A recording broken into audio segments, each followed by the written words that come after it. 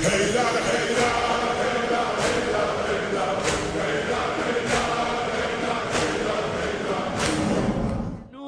علي ظاهر يلمع أزهى من الشمس. علي ظاهر يلمع أزهى من الشمس التي تطلع. اعوذ باللہ السمیع العلیم من الشیطان الرجیم. بسم اللہ الرحمن الرحیم.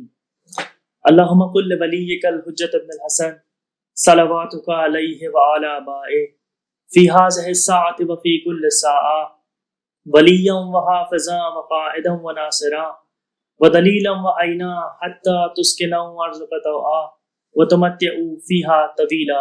رب صلی علی محمد وآل محمد.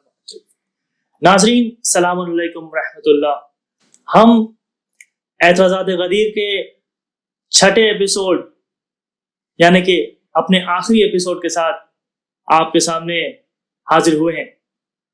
جی ہاں عزیزوں، آج ہم اپنا آخری اعتراض پیش کریں گے اور ساتھ میں دیکھیں گے کہ اس کے جوابات کیا ہیں ہمارے پاس. آئیے بڑھتے ہیں اعتراض کی طرف. اعتراض کچھ اس طرح سے ہے کہ جب ہم لوگ واقع غدیر کی اہم ترین آیت بلغ غیروں کے سامنے پیش کرتے ہیں تو ایسے موقع پر سوال اٹھتا ہے کہ وہ رسول جس کی بندگی کی گواہی ہم روزانہ اپنے تشہد میں دیتے ہیں، جس نے اطاعت خداوندی میں مکھی کے سر کے برابر بھی کوتاہی نہ کی ہو، یہ کیسے ممکن ہے کہ خدا ولایت علی علیہ السلام پہنچانے کا حکم دے اور نبی اکرم صلی اللہ علیہ وآلہ وسلم اس حکم پر عمل کرنے سے انکار کر دیں؟ جی ہاں عزیزوں، یہ سوال ہے، یہ اعتراض ہے اور اس کا جواب دینے کے لیے ہمارے ساتھ ہیں احسن بھائی. احسن بھائی السلام علیکم. وعلیکم السلام ورحمۃ اللہ وبرکاتہ. الحمدللہ. جیسا کہ آپ نے اس اعتراض کو سنا، ہم چاہتے ہیں کہ آپ بتائیں کہ اس کا جواب کیا ہونا چاہیے. ضرور انشاءاللہ. اعوذ باللہ السمیع العلیم من الشیطان الرجیم. بسم اللہ الرحمن الرحیم. صلی اللہ علیہ یا ولی العصر. ابو الحسن بھائی، سب سے پہلے تو یہ سوال جو اٹھایا جاتا ہے اس کے پیچھے پس منظر اس کا پس منظر ایک تو ہے ضرور، لیکن سوال اس طرح سے کیا گیا ہے جس سے رسول اللہ صلی اللہ علیہ وآلہ وسلم کی شخصیت پر حرف آتا ہے. جی، سوال اس طرح اٹھایا گیا ہے کہ رسول جب یہ پیغام اتنا اہم تھا اور اللہ تبارک و تعالیٰ نے اس پیغام کو اعلان سب کو بتانے کی رسول اللہ صلی اللہ علیہ وآلہ وسلم پر جب وحی نازل فرما دی تھی، تو کیا رسول اللہ نے صلی اللہ علیہ وآلہ انہوں نے یعنی معذاللہ اس طرح سے اعتراض کیا جاتا ہے جیسے الفاظ بھی ابھی آپ نے جو بیان کیے، اول تو انکار کر دیا یا تردید میں مبتلا ہو گئے، ٹھیک ہے، تو اس طرح سے اعتراض کیا جاتا ہے اور اس اعتراض سے خود حضرت صلی اللہ علیہ وآلہ وسلم کی شخصیت ان کی شخصیت پر حرف آتا ہے. لہٰذا اس سوال میں سب سے پہلی بات تو یہ کہ اس سوال میں دو ڈیفیکٹس، دو عیب پائے جاتے ہیں.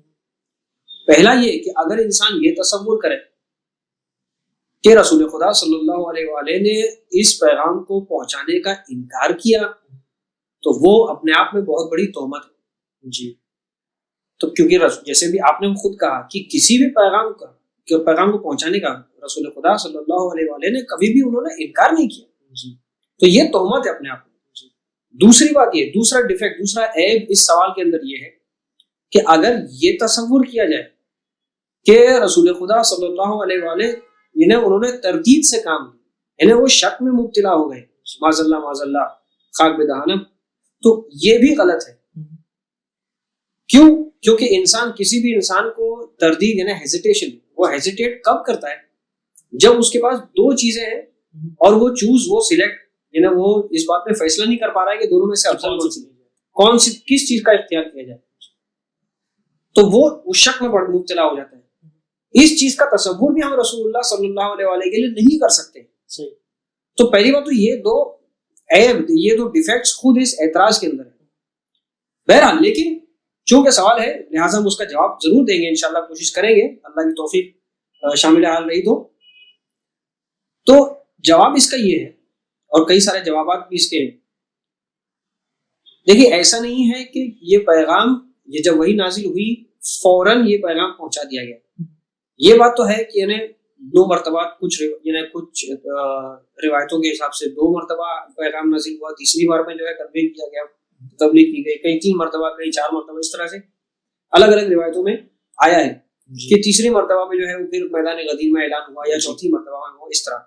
بہرحال تاخیر ضرور ہے لیکن تاخیر کی وجہ ہے.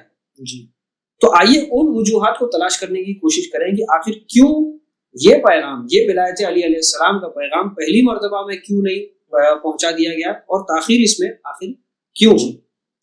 اب اس کا ایک طرح سے سب سے پہلا جواب اس کا اس طرح سے ہے کہ خود اگر ہم آئے بلغ کا مطالعہ کریں تو کچھ حد تک یہ سوال کا جواب خود اس آیت میں چھپا ہوا ہے. آئے بلغ کیا کہہ رہی ہے؟ پروردگار عالم نے ارشاد فرمایا بسم اللہ الرحمن الرحیم یا ایھا الرسول بلغ ما انزل الیک من ربک, کہ اے میرے حبیب, اے یا ایھا الرسول, اے رسول آپ پہنچا دیجئے وہ پیغام جو آپ کے پروردگار کی طرف سے, آپ کے رب کی طرف سے آپ پر نازل کیا گیا ہے. وَإِن لَّمْ تَفْعَلْ, اگر آپ نے یہ کام نہ کیا, یہ آپ نے کام انجام نہ دیا, فَمَا بَلَّغْتَ رِسَالَتَهُ, آپ نے پروردگار کا کوئی بھی پیغام پہنچایا ہی نہیں. یعنی گویا اگر یہ نہ کیا تو کچھ نہ کیا. یعنی اس پیغام کی اہمیت کو اتنی اہمیت تھی اس پیغام کے اندر کہ رسول خدا کی 23 سالانہ محنت ایک طرف, جی, اور یہ پیغام ایک طرف. جی بالکل صحیح. یعنی اتنا امپورٹنٹ, پہلی بات تو اس لب و لہجے کی آیت پورے قرآن میں نہیں ہے اس آیت کے علاوہ کہ جس میں خود پروردگار عالم نے یہ ارشاد کیا ہو, یہ حکم دیا ہو کہ اگر یہ نہ کیا تو کچھ نہ کیا. جی تو جیسا ابھی آپ نے فرمایا کہ 23 سال کی رسول اللہ صلی اللہ علیہ وآلہ کی 23 سال کی تبلیغی زندگی ایک طرف, اور یہ پیغام اپنے آپ میں منفرد پیغام ایک طرف. جی یعنی اس میں یہ احتمال پایا جا رہا ہے کہ اگر یہ پیغام ولایت علی بن ابی طالب علیہ السلام نہیں پہنچایا گیا تو گویا پورا 23 سال میں کوئی کام ہی نہیں ہوا. ناظرین یہاں پر یہ بہت ہی امپورٹنٹ چیز ہم کو یہ دیکھنے مل رہی ہے کہ کس طرح سے اگر اس پیغام کو رسول خدا صلی اللہ علیہ وآلہ وسلم نہیں پہنچاتے ہیں تو ان کی گویا تمام جو مشقتیں تھیں, جو تمام محنتیں تھیں, وہ سب کے سب ضائع ہو جاتی ہیں. ساتھ ساتھ میں ہم کو یہ بھی سوچنا چاہیے کہ اگر ہم اس پیغام کو اس طریقے سے اگر ایکسیپٹ نہیں کریں, اگر ہم نے ولایت علیہ السلام کو اس طرح سے نہیں تھاما تو ہمارے دین کا کیا حال ہوگا. بے شک بہت بہت امپورٹنٹ اور بہت اہم پوائنٹ کی طرف آپ نے جو ہے وہ اشارہ کیا ہے, ناظرین کی توجہ کو مبذول کی ہے کہ یعنی یہی چیز ہمارے لیے بھی ہے کہ اگر اس پیغام کو قبول نہیں کیا تو گویا پھر یعنی پورے یعنی اسلام کو قبول نہیں کیا. دوسری چیز اسی آیت پہ, دوسری بات جو اس آیت میں آگے کا جو حصہ ہے, واللہ یعصمک من الناس, پروردگار اور اللہ جو ہے وہ آپ کی حفاظت کرے گا لوگوں سے. اس کا مطلب یہ ہے, خود آیت بتا رہی ہے کہ اس میں لوگوں یہ پیغام ممکن ہے یہ لوگوں کو حتماً پسند نہیں آئے گا, اس سے لوگوں کی بغاوت کا احتمال پایا جاتا ہے. ہو سکتا ہے لوگ یعنی بغاوت کریں, اس پیغام کو قبول نہ کریں, اس پیغام کو قبول کرنے سے انکار کر دیں. جی یہ خطرہ بھی اس یعنی یہاں پر اس یہ پورے سچویشن میں یہ پایا جا رہا ہے. اور جیسا کہ ہم نے پچھلے ایپیسوڈز میں بھی دیکھا, ہم نے بہت سارے روایات اہل تسنن کی کتابوں سے دیکھی کہ جہاں خود اصحاب رسول علیہ السلام سے کتنا زیادہ بغض و کینہ رکھتے تھے, ان کی بار بار شکایت کرتے تھے, اور یہاں تو باقاعدہ ان کی ولایت اور ان کی امامت کا اعلان ہونے جا رہا ہے. تو بے شک وہ تمام کے تمام جو ہے پوری طرح سے ٹوٹ جائیں گے, اور وہ ہر وہ کام کریں گے جس سے وہ علیہ السلام کی امامت کو روک سکیں. بے شک بالکل صحیح. اور اب دیکھیے اس میں یعنی پھر آیت جب آگے بڑھتی ہے واللہ یعصمک من الناس, اللہ آپ کی حفاظت کرے گا. اب یعنی خود پروردگار عالم بھی یہ جانتا ہے, ظاہر سی بات ہے وہ عالم الغیب ہے, وہ تو یہ جانتا ہی ہے کہ لوگوں کا مزاج کیا ہے. رسول اللہ صلی اللہ علیہ وآلہ وسلم کے ساتھ اس وقت میدان غدیر خون میں جتنے بھی 1.25 لاکھ حاجی موجود تھے, اللہ ہر ایک کی دل کی کیفیت کو پہچانتا ہے, اللہ ہر ایک سے واقف ہے. تو اللہ کو بخوبی معلوم ہے کہ اس میں ایسے لوگ ہوں گے. یہ تمام جو حاجی تھے وہ ایسا نہیں ہے کہ یہ سب کے سب جو ہے رسول اللہ صلی اللہ علیہ وآلہ وسلم کی بات جو ہے وہ بڑی آسانی سے قبول کر لیں گے. نہیں, اس میں بغاوت لوگ کریں گے. لیکن جب یہ ضمانت اللہ کی طرف سے رسول اللہ صلی اللہ علیہ وآلہ وسلم کو مل گئی کہ اللہ آپ گھبرائیے نہیں، آپ اس پیغام کو پہنچائیے، اللہ آپ کی حفاظت کرے گا، جب یہ ایشورنس اور یہ ضمانت مل گئی، اس کے بعد میں میدان غدیر خم میں رسول اللہ صلی اللہ علیہ وآلہ وسلم نے ایک طویل خطبہ عنایت فرمایا، اور اس کے بعد میں اپنے ہاتھوں پر مولا کائنات کو حضرت علی بن ابی طالب علیہ السلام کو ہاتھوں پہ بلند کیا اور کہا کہ من کنت مولا فہذا علی المولا۔ یعنی کہ اس سے یہ ثابت ہوتا ہے کہ رسول خدا صلی اللہ علیہ وآلہ وسلم نے بالکل بھی اس بات کا انکار نہیں کیا، بلکہ اللہ کی کسی بھی بات کو پہنچانے کے لیے کبھی بھی رسول خدا صلی اللہ علیہ وآلہ وسلم نے انکار نہیں کیا ہے۔ بے شک، بالکل، کبھی بھی کسی پیغام کو پہنچانے سے انکار نہیں کیا۔ اور یہ جو حاجی یہاں موجود تھے، دیکھیں یہاں پر یہ بھی ہمارے لیے ناظرین کے لیے بھی یہ سمجھنا ضروری ہے کہ یہ حاجی کس طرح کے تھے، یہ کون تھے یہاں پر۔ یہ جو حاجیوں کا جو مجمع تھا، اس میں سے کئی لوگ ایسے تھے، یہ 10 ہجری کا واقعہ ہے جی، مکہ فتح ہوا ہے 8 ہجری میں جی۔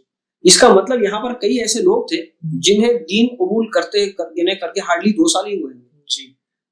اچھا، شروع سے ابتدا صدر اسلام سے یہ دیکھا گیا کہ ہمیشہ سے کچھ ایسے افراد ضرور تھے جو منافقین میں سے تھے، جو شروع سے ہی رسول اللہ صلی اللہ علیہ وآلہ وسلم کی مخالفت کرتے تھے، ان کا کہا نہیں مانتے تھے، ان کی باتوں کا انکار کرتے تھے، ان کے پیغام کو سننے سے منع کرتے تھے۔ یہ منافقین کی ایک تعداد بھی وہاں ان حاجیوں کے درمیان تھی جی۔ اور جب ہجرت ہوئی مکہ سے مدینہ، یہ حاجی بھی مکہ سے مدینہ، یہ منافقین بھی مکہ سے مدینہ گئے، اور منافقین کی تعداد بڑھتی گئی۔ ان کا مقصد دنیا اور مال غنیمت، بالکل، ان کا مقصد صرف حب دنیا، یہ حب دنیا میں صرف کام کرتے تھے۔ ورنہ ہمارے پاس ایسے متعدد واقعات ہیں تاریخ میں موجود ہیں کہ جس میں ان لوگوں کے بارے میں خود قرآن مجید میں یہ آیتیں موجود ہیں، روایات کی کتاب میں یہ چیزیں موجود ہیں کہ کس طرح لوگوں نے رسول اللہ صلی اللہ علیہ وآلہ وسلم کی نافرمانی کی ہے۔ تو جن لوگوں نے نافرمانی کی ہے سب منافقین تھے۔ آپ دیکھیں، مسلمان ہمیشہ سے جمعہ کو لے کر بہت ہی زیادہ حساس رہتے ہیں، بالکل پورا ہفتہ، جبکہ یہ تو ہم نے سب نے مشاہدہ کیا، پورا ہفتہ چاہے کوئی نماز پڑھے یا نہ پڑھے، جمعے کے دن وہ ساتھ سوار کے تیار ہو جاتا ہے جمعے کی نماز کے لیے، صبح سے تیاریاں شروع ہو جاتی ہیں۔ صحیح۔ اور سورہ جمعہ کی آخری آیت میں ہم کیا پڑھتے ہیں؟ وَإِذَا رَأَوْا تِجَارَةً، کہ جب یہ لوگ، یہی منافقین، جب یہ لوگ تجارت کی طرف نگاہ کرتے تھے، تجارت دیکھتے تھے، او لہون، یا لہو لعب کی، کھیل کود کی، ڈھول تاشے وغیرہ یہ سب چیزوں کی طرف ان کی نظر پڑتی تھی، تو کیا ہوتا تھا؟ انفضوا الیہا، یہ لوگ فوراً نماز چھوڑ کر ان چیزوں کی طرف دوڑ پڑتے تھے۔ وَتَرَكُوكَ قَائِمًا، اور اے میرے حبیب، یہ آپ کو تنہا نماز پڑھتا ہوا چھوڑ کے اور یہ لوگ چلے جاتے تھے۔ یہ منافقین اس طرح کے تھے کہ نماز چل رہی ہے، نماز جمعہ چل رہی ہے، لیکن یہ لوگ جو ہے وہ بہک جاتے تھے اور اس نماز جمعہ میں قائم نہیں رہتے تھے، یہ چھوڑ کر اپنی تجارت اور اپنے کھیل کود میں لگ جاتے تھے۔ ناظرین، یہاں پر ہم کو یہ چیز دیکھنے ملتی ہے کہ کس طرح کے اصحاب تھے رسول خدا صلی اللہ علیہ وآلہ وسلم کے۔ اگر ہم دیکھیں کہ ڈیفینیشن کیا ہوتا ہے ایک صحابی کا، تو یہ ملتا ہے کہ جس نے بھی حضور صلی اللہ علیہ وآلہ وسلم کو ایمان کی حالت میں دیکھا صرف ایک مرتبہ، تو اس کو صحابی کا درجہ دیا جاتا ہے، وہ صحابی کہلاتا ہے۔ لیکن یہ وہ ہیں جو کہ نہ تو صرف مسلمان ہیں، نہ تو صرف کلمہ پڑھتے ہیں، بلکہ خود رسول خدا صلی اللہ علیہ وآلہ وسلم کے پیچھے نماز پڑھتے ہیں، لیکن جیسے ہی باہر تھوڑا سا شور شرابہ ہوتا ہے تو یہ فوراً حضور کو چھوڑ کے باہر چلے جاتے ہیں۔ آپ سوچ سکتے ہیں کہ یہ کس ٹائپ کے صحابی تھے، کس درجے کے صحابی تھے۔ اس سے یہ بھی ثابت ہوتا ہے کہ ہر وہ شخص جس نے حضور صلی اللہ علیہ وآلہ وسلم کو صرف ایک مرتبہ دیکھا ہے، ضروری نہیں ہے کہ وہ بالکل پائے گا صحابی ہو، بالکل متقی اور پرہیزگار ہو۔ جی بالکل۔ اور دیکھیے، اور اس میں خالی ایک بات اپنی ناظرین کی طرف اشارہ کرتے ہوئے چلیں کہ ایسا نہیں ہے کہ ہم اصحاب کا احترام نہیں کرتے، نہیں، واقعی وہ لائق احترام ہے، لیکن ہم ان تمام لوگوں کا، تمام اصحاب کا احترام ہم کرتے ہیں اور انہیں واجب الاحترام سمجھتے ہیں جو رسول اللہ صلی اللہ علیہ وآلہ وسلم کے ہر ایک حکم کی اتباع کرتے تھے۔ جی، جو حضور کا احترام کرتے ہیں، جو رسول خدا صلی اللہ علیہ وسلم، ہمارے لیے لائق احترام، اور بے شک وہ لائق احترام ہے، ہم ان کا احترام کرتے ہیں، بالکل ان کی توہین کو ہم ناجائز سمجھتے ہیں۔ جی، کیوں؟ کیونکہ دیکھیے اس طرح سے کیونکہ وہاں پر یہ جتنے اصحاب تھے یہ سب اس طرح کے نہیں تھے، کچھ تو ہم انہیں اصحاب بھی نہیں کہہ سکتے، اسی لیے لفظ منافقین استعمال کر رہے ہیں، کیونکہ وہ رسول اللہ کو دیکھ رہے ہیں، تمام چیزیں ہیں، لیکن اس کے باوجود نماز جمعہ میں وہ یعنی جس کا کلمہ پڑھتے ہیں اسی کو چھوڑ کے چلے جا رہے ہیں. تو یہ منافقین تھے، یہ اصحاب نہیں تھے. یعنی اصحاب میں شمار کرنا بھی جو ہے وہ یہ بہت بڑی غلطی ہے. صحیح. اور نہ صرف یہ بلکہ اس کے علاوہ اور بھی مثالیں ہیں انہی منافقین کی کہ جو یہ کام انجام دیا کرتے تھے. مثال کے طور پر یہ لوگ شراب خور تھے، اس زمانے میں شراب پیتے تھے، لیکن صرف جسٹیفائی کرنے کے لیے، توجیہ پیش کرنے کے لیے وہ لوگ کیا کرتے، توجیہ اس طرح سے کرتے تھے اپنے عمل کی کہ نہیں یہ شراب نہیں ہے، اسے نبیذ نام دے دیا گیا، یہ نبیذ ہے. ٹھیک ہے، اب لیکن نبیذ دراصل نبیذ کیا ہے؟ نبیذ وائن ہے، الکوہل ہے، شراب ہی ہے وہ. تو صرف اپنے کام کو جسٹیفائی کرنے کے لیے وہ لوگ نام بدل دیتے ہیں اس طرح سے. اور یہ منافقین اس طرح کی حرکتیں کیا کرتے تھے. دین سے کوئی تعلق نہیں ہے ان کا. اچھا، اور ایسے کئی متعدد یعنی کئی واقعات ہیں کہ جہاں پر لوگوں نے رسول اللہ صلی اللہ علیہ وآلہ وسلم کے حکم کی مخالفت کی ہے، باقاعدہ مخالفت کی ہے، بغاوت کی ہے. آپ نے جنگ احد کا واقعہ بھی ہمارے ناظرین کے سامنے یعنی گزشتہ ایپیسوڈ میں بھی یہ واقعہ گزرا جنگ احد کے سلسلے میں کہ ہمارے برادر عزیز وہ بتا رہے تھے کہ کس طرح جنگ احد میں یہ کلیئر انسٹرکشن تھا، یہ حکم تھا ان لوگوں کو کہ چاہے نتیجہ جنگ کا کچھ بھی ہو وہ اپنی جگہ سے انہیں ہلنا نہیں، اپنی جگہ پر قائم رہنا ہے. نتیجہ کیا ہوا؟ جب انہوں نے دیکھا کہ مسلمانوں کو فتح حاصل ہو رہی ہے، یہ مالی غنیمت لوٹنے کے لیے دوڑ پڑے، اپنی جگہ چھوڑ دیے، جس کی وجہ سے دشمن پلٹ کر واپس آ گئے اور 70 مسلمان شہید ہوئے. تو نقصان مسلمانوں کو اٹھانا پڑا. کیوں؟ رسول اللہ صلی اللہ علیہ وآلہ وسلم کے حکم کی نافرمانی کی وجہ سے. یعنی کہ ناظرین، جب بھی مسلمان محمد و آل محمد علیہ السلام کا کہنا نہیں مانے گا سوائے نقصان کے، اسے اور کچھ نہیں ملے گا. بے شک بالکل.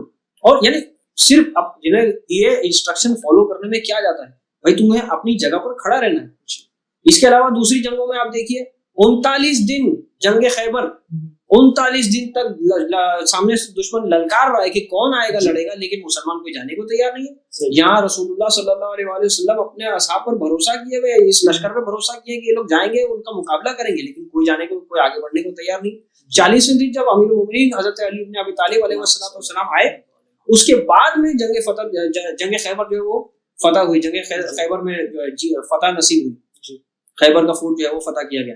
تو یعنی چھوٹے چھوٹے انسٹرکشن بھی، چھوٹے چھوٹے حکم میں بھی ان لوگ نے جو ہے وہ نافرمانی کی ہے. اور یہ واقعہ بہت مشہور ہے سب کے سامنے، تمام مسلمان اس واقعے کو جانتے ہیں، اس بات کو مانتے ہیں کہ جب رسول خدا صلی اللہ علیہ وآلہ وسلم کا آخری وقت تھا، اس وقت جو مشہور واقعہ ہے پین اور پیپر والا، کرتاس واقعہ، کرتاس جسے کہا جاتا ہے، کیا حکم تھا رسول اللہ صلی اللہ علیہ وآلہ وسلم کا اس وقت کہ میرے لیے ایک تم قلم لے کر، یعنی کاغذ قلم کی انہوں نے گزارش کی تھی. کیوں؟ اور یہ جو حدیث ہے اس میں رسول اللہ نے فرمایا، رسول صلی اللہ علیہ وآلہ انہوں نے یہ فرمایا کہ ہلم، آؤ میرے پاس، اکتب لکم کتابا، تاکہ میں تمہارے لیے ایک ایسی تحریر لکھ دوں لا تضلوا بعدا، جس کے بعد تم کبھی بھی گمراہ نہیں ہوگے. یعنی خود رسول خدا صلی اللہ علیہ وآلہ وسلم ان لوگوں سے یہ کہہ رہے ہیں کہ تم مجھے کاغذ قلم دو، میں تمہارے لیے ایک ایسی بات لکھ کے چلے جاؤں تمہارے لیے، تاکہ تم اس کے بعد پھر تم کبھی بھی گمراہ نہیں ہوگے. اور یہ حدیث جو ہے صحیح بخاری میں بک نمبر 64 حدیث نمبر 454 454 یہ حدیث ہے. اسی میں آگے جو بات بیان کی جاتی ہے، جو نافرمانی کی گئی ہے رسول اللہ صلی اللہ علیہ وسلم کے اس حکم کی، اس طرف اشارہ ہے. لیکن صرف کیا ہے کہ یہاں پر اس طرح لکھا گیا فقال بعضهم، تو وہاں پر جو لوگ جمع تھے ان میں سے بعض نے کہا. یہ لفظ بعض ایسا نہیں کہ یہاں پر نام نہیں لیا جا سکتا تھا، یہاں پر نام بے شک لیا جا سکتا تھا ان لوگوں کا جنہوں نے یہ کہا اور جنہوں نے اس حکم کی مخالفت کی، لیکن یہاں پر لفظ کا استعمال کیا گیا بعض، تاکہ لوگ جو ہے وہ جو پڑھنے والا ہے اس کو پتہ نہیں چلے کہ کس نے اس طرح کا اس بات کا انکار کیا. مخالفین بھی اپنی حرکت سے باز نہیں آتے، تو یہاں بعض ہے، رجل ہے، قضا و قضا، اس طرح کے الفاظ استعمال ہوتے ہیں یہاں پر کتابوں میں. تو لیکن اگر ایسا نہیں کہ جیسا کہ عباس بھائی نے بھی کہا تھا اس کے پہلے والے ایپیسوڈز میں کہ اگر ڈیکوڈ کرنا پڑتا ہے کئی مرتبہ اس میسج کو، کہ دوسری حدیث کا مطالعہ کرنا پڑتا ہے جہاں پر ان لوگوں کا نام بالکل واضح طور پر لکھا گیا ہے. تو یہاں پر اس حدیث میں جو بیان کر رہے ہیں صحیح بخاری بک نمبر 64 بک 64 حدیث نمبر 454، اس میں یہ لکھا گیا ہے فقال بعضهم، ان میں سے بعض نے کہا ان رسول اللہ صلی اللہ علیہ وآلہ وسلم، وہاں پر علیہ نہیں لکھا ہے، ٹھیک ہے. قد استغفر اللہ، ہماری زبان لڑکھڑا رہی ہے وہ جملہ بھی ادا کرتے ہوئے، قد غلبہ الوجع، یعنی اس طرح سے خال بدہانم رسول اللہ صلی اللہ علیہ وآلہ وسلم کے لیے اس طرح کے الفاظ استعمال کرنا کہ وجع کہتے ہیں بیماری کو، یعنی مرض الموت جو ہے اس کی وجہ سے غلب، یعنی اس چیز نے رسول اللہ صلی اللہ علیہ وآلہ وسلم پر غلبہ پا لیا ہے. یعنی معاذ اللہ اس طرح وہ کہنا چاہ رہے ہیں وہ لوگ کہ رسول اللہ اپنے ہوش و حواس میں نہیں ہے. رسول اللہ کے لیے اس طرح کے الفاظ استعمال کرنا کیا یہ کسی کو زیب دیتا ہے؟ جس انسان کا ہم کلمہ پڑھ رہے ہیں، جو دین، یعنی ہماری پوری زندگی، یعنی ہم منت ہے رسول اللہ کی صلی اللہ علیہ وآلہ، ان کی وجہ سے ہم مسلمان ہیں، ان کا کلمہ پڑھتے ہیں، اور انہی کے خلاف اس طرح کے الفاظ استعمال کیے گئے. جی خیر یہاں پر جو ہے لفظ بعض استعمال کیا گیا ہے، لیکن اگر صحیح بخاری میں بک نمبر 96، بک 96، حدیث نمبر 93، 93 نمبر کی حدیث پر اگر انسان غور کرے تو وہاں پر نام بھی لکھا گیا ہے کہ کس نے یہ جملہ ادا کیا گیا. اور پھر آگے ان لوگوں نے کہا کہ نہیں ہمارے پاس اللہ کی کتاب ہے تو حسبنا کتاب اللہ، اللہ کی کتاب ہمارے لیے کافی ہے. ناظرین یہاں پر آپ دیکھ سکتے ہیں کہ کس طریقے سے آخری وقت میں رسول خدا صلی اللہ علیہ وآلہ وسلم لوگوں سے کہہ رہے ہیں، ان اصحاب سے کہہ رہے ہیں کہ میرے لیے کاغذ اور قلم لے آؤ تاکہ میں تمہیں کچھ ایسا لکھ دوں جس کے بعد تم کبھی گمراہ نہیں ہوگے. کس طریقے کے یہ اصحاب تھے، یہ کیسے صحابی تھے کہ رسول خدا کے حکم کو نہیں مان رہے تھے، ساتھ ساتھ میں ان کو یہ بھی کہہ رہے تھے کہ معاذ اللہ وہ ہذیان بول رہے ہیں، وہ ان کا ذہن معاذ اللہ کام نہیں کر رہا. اس طریقے کے القاب، اس طریقے کی چیزیں رسول خدا صلی اللہ علیہ وآلہ وسلم کے لیے استعمال کر رہے تھے. اور نہ جانے کیوں مجھے ایسا لگتا ہے کہ کیونکہ رسول خدا صلی اللہ علیہ وآلہ وسلم نے عشیر سے لے کے غدیر تک ہمیشہ صرف علی لوگوں تک پہنچایا، تو انہیں ڈر تھا، اور بلکہ میں یہ کہوں کہ انہیں یقین تھا کہ اگر ان کو کاغذ اور قلم دے دیا جائے گا تو اس سوائے علی کے اور کچھ نہیں لکھیں گے، اور یہ بالکل واضح ہو جائے گا کہ رسول خدا کے بعد اگر ہمیں کسی کو ماننا ہے تو وہ علی علیہ السلام ہے. بے شک بہت صحیح کہا آپ نے، کیونکہ خوف اسی بات کا تھا، اور کہ یہ لوگ مخالفت کریں گے. کس حکم کی مخالفت کریں گے؟ اس حکم کی مخالفت کریں گے کہ جب اللہ کی طرف سے جو حکم نازل ہوا کہ رسول اللہ صلی اللہ علیہ وآلہ وسلم کے بعد خلیفہ، رسول کے جانشین، ان کے وصی، ان کے وزیر، ان کے بعد امام کون ہوں گے؟ علی علیہ السلام. اور ان لوگوں کے لیے یہی بات جو ہے وہ ناگوار گزر رہی تھی، یہی بات ان کے لیے یعنی گراں گزر رہی تھی کہ کس طرح وہ لوگ علی علیہ السلام کو اپنا امام اور اپنا خلیفہ مانے. کیوں؟ کیونکہ دیکھیں اکثر ابھی جیسے کہ آپ کے خدمت میں بھی تھوڑی دیر پہلے عرض کیا کہ اب اس اچھی خاصی بڑی تعداد یعنی فتح مکہ کے بعد میں جو مسلمان ہوئی، یہ لوگ مسلمان ہونے سے پہلے یہ مشرکین تھے. ان کے آباء و اجداد رسول اللہ صلی اللہ علیہ وآلہ وسلم کے خلاف جنگ کرنے آئے تھے، ان کی مخالفت کرتے تھے. ان تمام جنگوں میں ان کے آباء و اجداد کو اپنی زیر تیغ علی علیہ السلام جو ہے وہ یعنی واصل جہنم ہوئے وہ لوگ. یعنی علی علیہ السلام نے اپنی ذوالفقار سے ان کو جو اپنے کیفر کردار تک پہنچایا ان مشرکین کو. یہ لوگ جب اب اس کے بعد میں ان کی نسل میں کچھ لوگ ایسے آئے جو یعنی فتح مکہ کے بعد میں جنہوں نے اسلام قبول کیا، یہ لوگ بھی ایسے لوگ بھی اس مجمع میں موجود تھے. تو یہی تو فکر تھی اس وقت کہ کہیں ایسا نہ ہو کہ یہ لوگ پھر سے یعنی اگر یہ اعلان کر دیا جائے تو یہ لوگ پھر سے اپنے پرانے دین پر، اپنے دور جاہلیت کی طرف پلٹ جائیں گے. تو یہ ایک احتمال وہاں پر یعنی یہ ایک فکر رسول اللہ کے ذہن میں یعنی اس وقت جو رسول اللہ کو ایک فکر ستا رہی تھی وہ یہی تھی کہ کہیں ایسا نہ ہو کہ اس حکم کے بعد میں لوگ جو ہے پھر سے اپنے پرانے دین پر پلٹ جائیں. جب وہ دیکھیں گے کہ اسی علی کو ہمیں ماننا ہے جس علی نے یعنی ہمارے آباء و اجداد کے ساتھ میں یہ کیا تھا، اور جبکہ انہوں نے اپنی طرف سے تو کچھ نہیں کیا تھا، جو کیا وہ حکم خدا اور حکم رسول کے مطابق کیا، تو لہٰذا وہ پھر سے اپنے پرانے دین کی طرف پلٹ جائیں گے. اس لیے یعنی یہ جو خوف، یہ جو خوف نہیں کہا جا سکتا ہے بلکہ یہ جو فکر تھی. اور تاریخ میں متعدد ایسے واقعات پائے جاتے ہیں، اور ہم لوگ بھی اس بات کا مشاہدہ کرتے ہیں کہ یہ تمام چیزیں جو مخالفت ہوتی ہے، نافرمانی ہوتی ہے، اور جو ہوئی بھی غدیر کے بعد جو لوگوں نے علی علیہ السلام کی ولایت کا انکار کیا اور نہیں قبول کیا، یہ کیوں تھا؟ یہ پورا معاملہ کرسی کا، اور پوری یہ مکمل طور پہ یہ سیاست تھی. سیاست ایسی چیز ہوتی ہے کہ جس میں جیسے مشہور انگلش میں بھی کہا جاتا ہے، مشہور کہاوت ہے، there are no permanent friends اور there are no permanent enemies in politics. اس میں کوئی ہمیشہ کی دوستی نہیں اور ہمیشہ کی دشمنی نہیں ہوتی سیاست میں. تو یہ پوری کی پوری سیاست تھی, یہ کرسی کا چکر تھا جس کی وجہ سے جو ہے وہ لوگ حق کو قبول کرنے کی بجائے لوگ باطل کی طرف چلے گئے اور علی علیہ السلام کی ولایت اور ان کی امامت کو ماننے سے انکار کر دیا. لیکن جب جیسا کہ آپ کی خدمت میں عرض کیا, جب اللہ تبارک و تعالیٰ کی طرف سے ضمانت رسول اللہ کو ملی صلی اللہ علیہ وآلہ, ان کو یہ ضمانت مل گئی, یہ ایشورنس ملا کہ آپ نہ گھبرائیں, واللہ یعصمک من الناس, اے میرے حبیب اللہ حفاظت کرے گا آپ کی, آپ نہ گھبرائیں, آپ فکر مند نہ ہو, آپ اعلان کریں. تب جا کے رسول اللہ صلی اللہ علیہ وآلہ وسلم نے میدان غدیر میں یہ اعلان کیا. اور یہاں پر ایک بات ہم سب کے لیے بھی جاننا ضروری ہے کہ یہ جو ایشورنس واللہ یعصمک من الناس, اللہ لوگوں سے آپ کی حفاظت کرے گا, یہ جو ایشورنس, یہ جو ضمانت ہے, یہ صرف حضرت رسول خدا صلی اللہ علیہ وآلہ وسلم کے لیے نہیں تھی, یہ ہمارے لیے بھی بالکل اسی طرح اپلیکیبل ہے, ہمارے لیے بھی لاگو ہوتی ہے یہ چیز. اللہ ہماری بھی حفاظت کرے گا جب تک ہم علی علیہ السلام کے حق کی دفاع کرتے رہیں گے.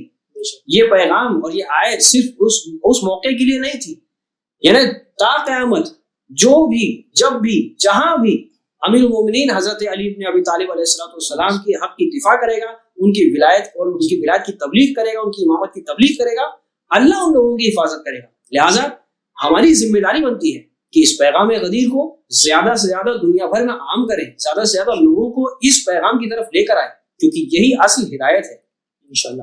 ناظرین, جیسا کہ ہم نے دیکھا کہ رسول خدا صلی اللہ علیہ وآلہ وسلم نے اللہ کے کسی بھی پیغام کا انکار نہیں کیا, بلکہ انہوں نے سب سے بہترین جگہ پہ, سب سے بہترین انداز میں, سب سے بہترین پیغام کو پہنچایا. جی ہاں عزیزوں, اسی کے ساتھ ہمارا اعتراضات غدیر سیریز کا یہ آخری ایپیسوڈ یہیں ختم ہوتا ہے. ہمیں امید ہے کہ آپ سب کو یہ ایپیسوڈز پسند آئے ہوں گے, اور ہم تہ دل سے شکریہ ادا کرتے ہیں آپ سب کا کہ آپ نے ہمارے ان ایپیسوڈز کو دیکھا, اور ہم یہ بھی امید کرتے ہیں کہ یہ غدیر کے پیغام کو انشاءاللہ آپ اور بھی لوگوں تک پہنچائیں گے. وآخر دعوانا ان الحمدللہ رب العالمین. تروح عنه الطير وحشية علي ظاهر يلمع أزهى من الشمس التي تطلع لأم عمرو